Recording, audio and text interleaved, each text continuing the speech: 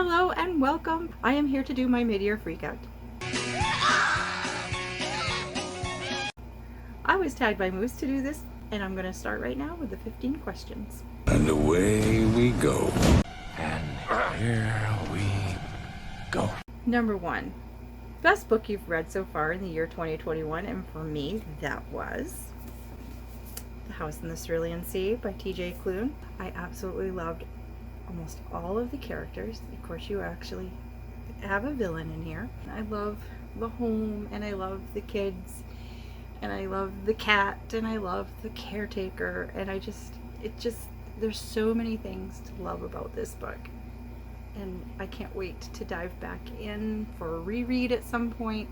And I think there's another book. I thought this was just going to be a standalone, but I'm hearing whispers that there's going to be another book. Number 2 is the best sequel that you've read so far, and for me that is going to be The Fires of Vengeance. Vengeance shall be mine. By Evan Winter. I've read The Rage of Dragons. The Fires of Vengeance just went right back into that character of Tao, and he's just so intense. And I just want to see where his story takes him next, because he is driven by rage and vengeance and pain, and I'm in it. I'm ready for it.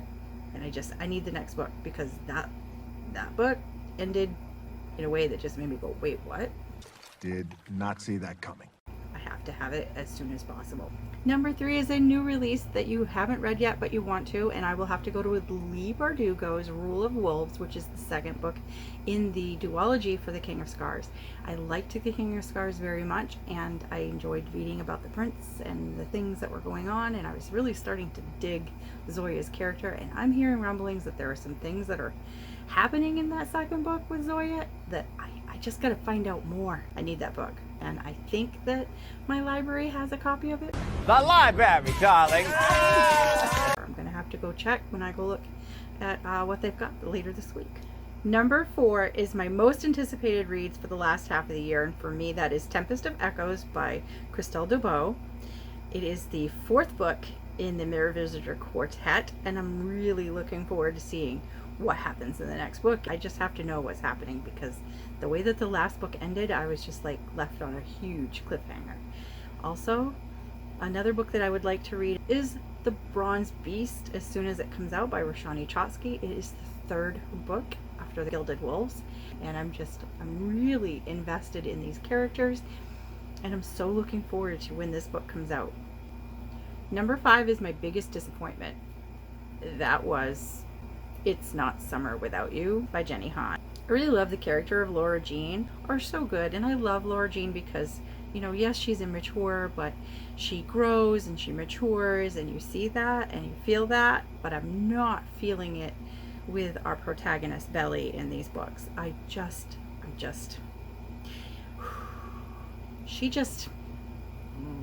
She annoyed me, so I killed her and buried her in the yard. Number 6 is my biggest surprise.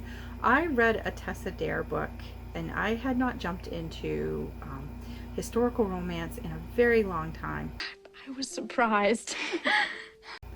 Because I've been so focused on YA and fantasy that I just haven't picked up a book like that in quite some time. So I was really surprised at the sex positive parts of the book, with the humor, and I'll be reading some more Tessa Dare for sure. Number 7 is your newest favorite author, either debut or new to you. I will go with Rebecca Roanhorse in this case, because I was looking for a certain type of character when I picked up her first book, The Trail of Lightning, and I found it, so I'm going to be right into this series, The Sixth World. And then she put out The Black Sun, and I immediately had to pick up that book because I was looking for hopefully a new fantasy author, and I found one, and I really like her storytelling, and I like her writing, and I'm really enjoying the characters. Roanhorse is my newest favorite author that I found this year. Number 8 is my newest fictional crush. I don't really have fictional crushes. I mean, I have I have my Black Dagger Brotherhood, but that's always going to be one of my favorites. And I like all the guys. And I guess if I had to pick one, I would think I would go with Hawk. Please don't judge me. From Blood and Ash. And I have my reasons.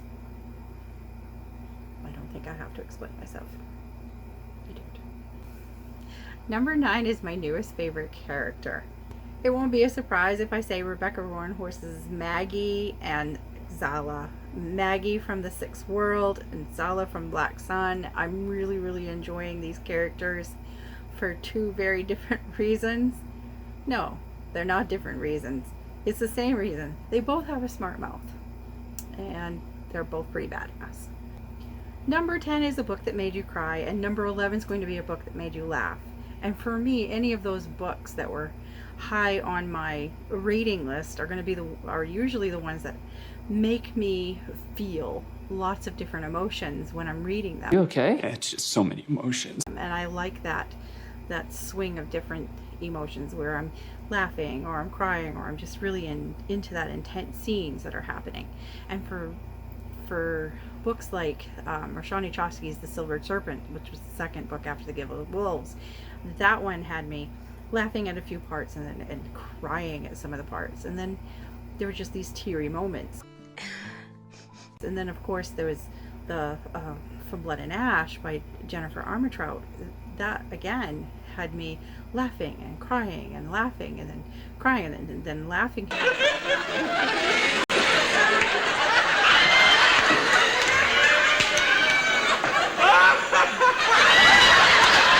Again, because of the antics of the things that were going on in the book.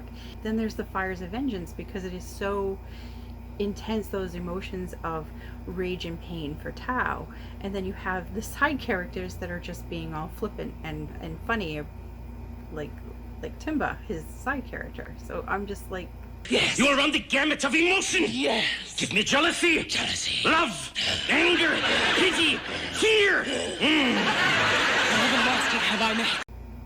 yeah, if I'm really into a book and I'm having all those feelings, those are going to be the books that really stand out to me. Also, we can't forget The House in the Cerulean Sea and all the feels that I felt when I was reading this book. And some sadness, and then there were some happy tears, and this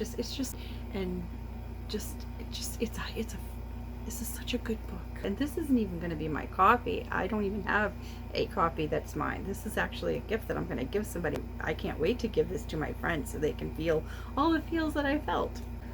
Number 12 is the most beautiful book you bought or received so far this year, and that is, for me, I bought myself The Galaxy and the Ground Within by Becky Chambers. This is the 4th book in the Wayfarers series, and even though these books don't follow the exact same characters in every book, it's still this spacey world, and somehow the characters are usually connected to previous characters. I really appreciate that. Also, I mean, look at that. Purple and the pink is just beautiful. And then when I took the dust jacket off, I could see that there was more of that purple, and then I was really surprised when I opened it up and the inside cover, I mean, seriously gorgeous. Dear God, it's beautiful.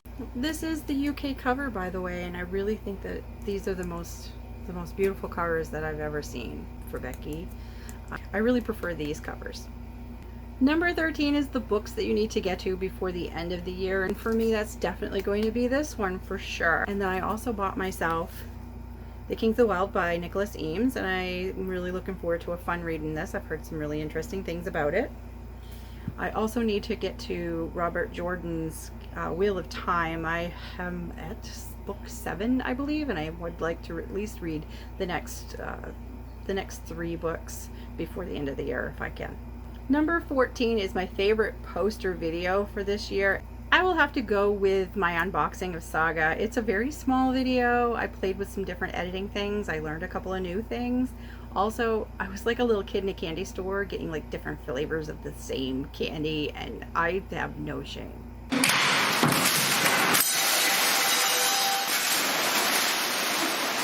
I was so into those, and I can't wait to get to them too. That's another series I need to finish that before the end of the year. I really wanted to read those. Number 15 is my favorite community members. It's really hard for me just to choose just a few. I had a hard time with this because I do not like to have to choose. but there is just a few. I can't list them all, and I wish that I could. First person I want to mention is Moose at Our Moose. She tagged me in this video. We have a lot of little back and forth conversations with our posts. I think I've watched almost all of her posts. I know that I'm pretty sure she's watched all of mine. I'm very, very thankful for her support. She's been really amazing at leaving really positive little posts in my comment section, and I really appreciate that so much. And I also have to say, Leanne at Literary Diversions, I love her salty videos. They crack me up every single time, and even if I don't really have the same interest in certain genres, which are like the mystery ones, sometimes she'll talk about them, and I'll say, hey, that actually sounds like a good one. And she's the reason that I started picking up Jane Harper and started reading her books, and I'm really enjoying them. Leanne is very mental positive, and I really appreciate her recommendation videos as well. Leanne has an Etsy shop where she sells bookmarks, keychains, the pins and the banners that she makes. Everything's handmade. Her art is hers, and it's so wonderful. I'll leave a link down below to her shop so you can go check it out if you get a chance. I really enjoy getting those bookish mailboxes from her, and she puts so much little extra with the confetti and stuff. I get so excited, and I'm like a cat. I kind of play with it a little bit when I get it. So there is Ashley at Bookish Realm. I'm really digging a lot of her discussion topic videos lately. It really makes me think about why I'm picking up books, or why I might feel a certain way about certain things that are going on. So I like that it makes me think. Next is Noria at Noria Reads. I love Noria. I love Kong Pop, her cat. I love the book recommendations. She's the reason I started reading Nnedi Okorafor, and I fell in love with this author that I can't get enough of, and I'm trying to read all of the backlist, and I'm really enjoying our joining in on the buddy reads. We're reading Jemison right now, and we're reading the Broken Earth trilogy, and I'm really into it, and being able to talk about the book as I'm reading it has been making a big difference, and I'm really enjoying it. She's also the reason I started watching My Hero Academia. Go beyond! And now I'm hooked back into that whole thing of anime that I used to watch all the time. I can't say enough good things about Noria. I really enjoy her videos because she's just so funny, and I laugh so much, and she feels so much passion about the things that she reads. Next, I'm going to talk about Ola at the Reading Witch. She has interesting discussion topics as well, and she has this really cool thing that she does with tarot cards, where she allows the tarot cards to choose your reading. So you pick the tarot card. She'll give you 3. You pick the tarot card, and then she'll read the tarot card, and then those prompts are what are going to lead you to that next book. So you try to find those books that fit that prompt, and I really think that that's cool. Next is Juliet Pages and Pens. I've been following her for quite some time. I really got into some of her contemporary fiction recs that she was giving, and I really enjoyed so many of them. That's why I picked up The Weight of the Stars by Kay Akram, and I fell in love with that. And I keep looking for those kinds of recommendations, and I'm really thankful for those.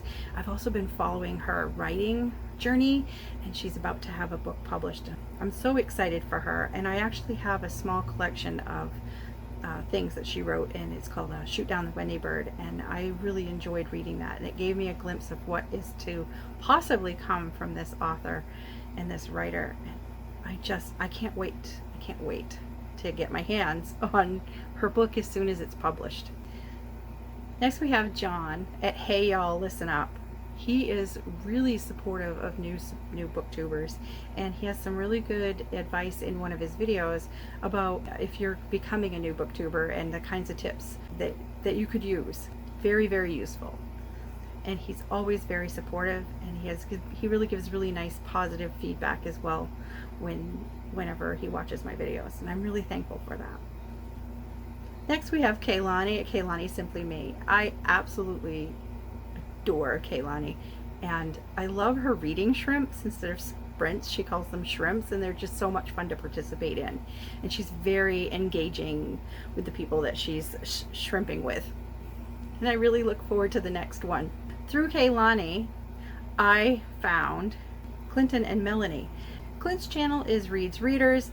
He's so infectious with his laugh, and I just really enjoy his content so far, and I'm enjoying his journey in this community, and I had to add him because he was so funny, and he's so genuine, and I really enjoy his videos. And I also love that he and Melanie have a seasonal readathon that they do, and I love participating in it so far. I did spring, and now I'm going to get ready to do summer next month. And then there's Melanie at Completely Melanie, and a lot of the videos having to do with the seasonal readathons are hosted on her channel, and I'm really enjoying some of the things that she does. She does a thing where she goes back and, have I read this? And she looks back at her books, and if she hasn't read something, she'll tell us whether she has read it, if she hasn't read it, if she unhauled it, or if it's just collecting, dust on her shelf. And that sometimes gets added to her TBR. So I really enjoy those types of videos. I'm enjoying participating in a lot of the things that they're doing. So I am just so thankful for all of these creators, and if you get a chance, go check them out. I'm going to leave their links down below. So that's it. Those are the answers to the Midyear Freakout Tag that I have, and I hope you enjoyed it. And if you like it, hit the like button, and if you want to see more of my face, please hit the subscribe button. The little bell icon will also notify you when I do post a video. Until next time, happy reading, everyone. Hugo's rule of rule. Why did I go there? Number 5 is my biggest disappointed. I read the second book in that series, and then seriously,